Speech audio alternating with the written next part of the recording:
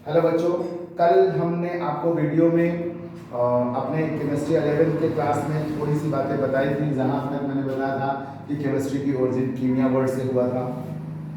कीमिया का मतलब होता था ब्लैक मिट्टी, जो कि इजिप्ट कंट्री की मिट्टी वहाँ की थी, जिससे इजिप्ट वालों ने बहुत कुछ डेवलपिंग किया था। लेकिन उसमें भी मैंने आपको ये बताया था कि भारत में केमिस्ट्री की बहुत सारी चीज़ों की ओरिजिन हुई थी। जैसे जितने भी रामायण महाभारत के जो भी पीरियड्स आते हैं उसमें वार होता है, युद्ध होता है, जिसमें तीरों पे भी पॉइजन्स लगे होते हैं। सोने की लंका की बात आती है और ऐसे बहुत सारी बातें आती हैं, ठीक है, जिसमें विज्ञान साइंस के डेवलपिंग के बारे में बात होती है। जैसे हमारे यहाँ पहले से ही प्लेन था, जिसे पुष्पक विमान कहते हैं। तो ऐसी चीज़ें हमारे पुराने ग्रंथों में देखने को मिलता है। तो उसी में हम आगे अपनी कड़ी बढ़ाते हैं केमिस्ट्री को बढ़ाते हुए। तो ओरिजिन ऑफ केमिस्ट्री कब से मानी जाती है? 300 ईयर अगो, आज से। सम ग्रीक फिलासफर, कुछ ग्रीक फिलासफर थे जिन्होंने वाटर को मेन फंडामेंटल पार्टिकल्स माना था। मेन जिसमें से अरस्तू और प्लेटो ने बाद में थोड़ा सा करेक्शन करते हुए कहा कि 4 फंडामेंटल पार्टिकल्स होते हैं, जैसे अर्थ, एयर, फायर एंड वाटर। इन 4 चीज़ों को उन्होंने मेन फंडामेंटल पार्टिकल के रूप में ट्रीट किया। ठीक किसने ट्रीट किया? अरस्तू और प्लेटो ने एयर, फायर एंड वाटर्स को। जबकि ग्रीक फिलासफर पहले किसको? ओनली वाटर को माने थे। ठीक है, कुछ आज हम अपने केमिस्ट्री की जो पुरानी हिस्ट्री है उसका थोड़ा सा संक्षेप में एब्रिविएशन हम आपको डिस्क्राइब कर रहे हैं, संक्षेप में दिखा रहे हैं।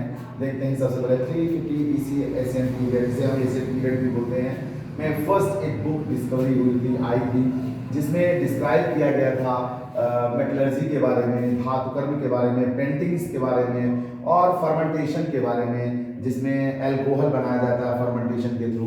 बहुत सारी चीज़ें आती हैं इस फर्मेंटेशन में। हम लोग जब पढ़ेंगे तो डिटेल करेंगे। बस इतना सा है कि जो पहली बुक आई थी उस बुक में इन बातों को डिस्क्राइब किया गया था, इसको, मेटलर्जी को, पेंटिंग को और फर्मेंटेशन को।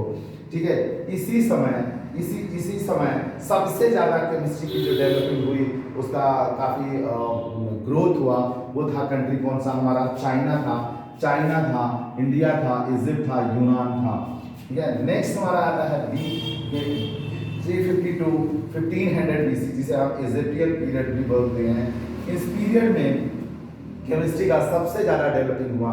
इसमें थोड़ा केमिस्ट्री और तेज़ी से डेवलप करना शुरू किया, उसका ग्रोथ हुआ, मतलब वो इंक्रीज किया। ठीक है, इसीलिए हम लोग इसे इजिप्टियन पीरियड भी बोलते हैं, इसीलिए इसे हम लोग इजिप्टियन पीरियड भी बोलते हैं। ठीक, केमिस्ट्री में अब लास्ट जब हम 3rd पोजीशन पे जाते हैं तो देखते हैं क्या कि 1500 टू 1650 में, जिसको हम इंट्रो केमिस्ट्री पीरियड भी बोलते हैं, उसमें क्या होता है कि इन दिस पीरियड की फोकस, मतलब जितने भी उस समय के साइंटिस्ट उन्होंने फोकस किया मेडिसिनल साइंस पर, मतलब चिकित्सा विज्ञान, मेडिकल साइंस की तरफ उन्होंने ज़्यादा फोकस किया, मेडिसिन की डिस्कवरी ज़्यादा की। In this time Robert Boyle, इसी समय में रॉबर्ट बॉयल आए थे, जिन्होंने अपना थ्योरी दिया था फॉर द क्वांटिटेटिव एनालिसिस के लिए। Means in this period Robert Boyle was provide a theory which is known as quantitative analysis. इसे मैं रिपीट करता हूँ इसको। in 1500 to 1650 in intro chemistry period, some scientists developed the focus on the medicinal science, means medical science की तरफ कुछ साइंटिस्टों की focus थी। और उसके साथ उसी टाइम पे, at that time, Robert Boyles give a theory for the quantitative analysis. Robert Boyle जो थे उन्होंने केमिस्ट्री में क्वांटिटेटिव एनालिसिस की अपनी एक थ्योरी प्रोवाइड की थी। ये काफ़ी अच्छा पीरियड था, 1650 टू 1744, जिसको हम फिलोजेस्टियल पीरियड भी बोलते हैं। इस पीरियड में कुछ खास नहीं हुआ। इसमें सीले और प्रिस्टले नाम के जैसे साइंटिस्टों ने अपने दिया था, प्रिस्टले जिन्होंने ऑक्सीजन की डिस्कवरी किया था, पर इस पीरियड को बहुत डेवलपिंग पीरियड नहीं माना जाता है। ठीक है, this period was not more developing period, ये बहुत ज़्यादा डेवलपिंग पीरियड नहीं था। बट 1744 टू टुडे, मतलब अब तक, जिसे हम मॉडर्न पीरियड बोलते हैं, इस पीरियड में साइंस को बहुत डेवलप किया गया है। इसमें फादर ऑफ केमिस्ट्री जिसे लेवासियर बोलते हैं, फादर ऑफ केमिस्ट्री जिसे एंटोनियो लेवासियर बोलते हैं, लेवासियर बोलते हैं, उन्होंने एक थ्योरी प्रोवाइड किया था जिस थ्योरी को हम लोग कंबसन थ्योरी बोलते हैं। जैसे किसी चीज को जला देते हैं तो उससे क्या बनता है, जितने भी हाइड्रोकार्बन हैं जिसे उनको हम बर्न करते हैं तो उनसे हमको क्या मिलता है, कार्बन डाइऑक्साइड और वाटर मिलता है।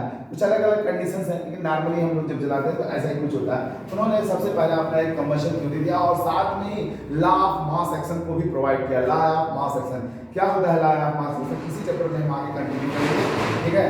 और today chemistry are the more developed subject and have the many branches. आज के समय में केमिस्ट्री बहुत डेवलप हो चुका है और उसके बहुत सारे ब्रांच हो चुके हैं। तो हम लोग अगले नेक्स्ट स्टडी में पढ़ते हैं branches of the chemistry, branches of the chemistry.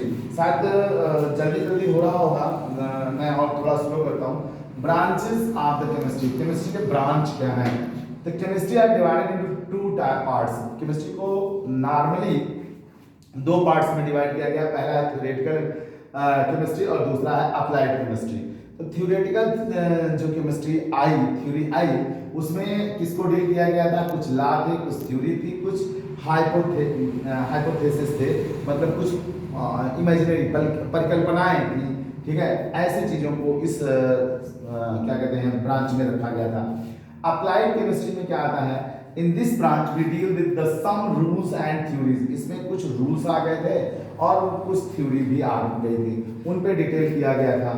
तो केमिस्ट्री को फिर फर्दर और भी डिवाइड किया गया, ठीक है, जिसमें से आपका जैसे inorganic chemistry, organic chemistry, physical chemistry, medicinal chemistry, agricultural chemistry, industrial chemistry, war chemistry, ऐसे बहुत सारे पॉलीमर केमिस्ट्री, ठीक है, बहुत सारे केमिस्ट्री की ब्रांचेस आज लेटेस्ट टाइम में डेवलप हो चुकी हैं बच्चों, जिनमें हम लोग उन सब का स्टडी करते हैं।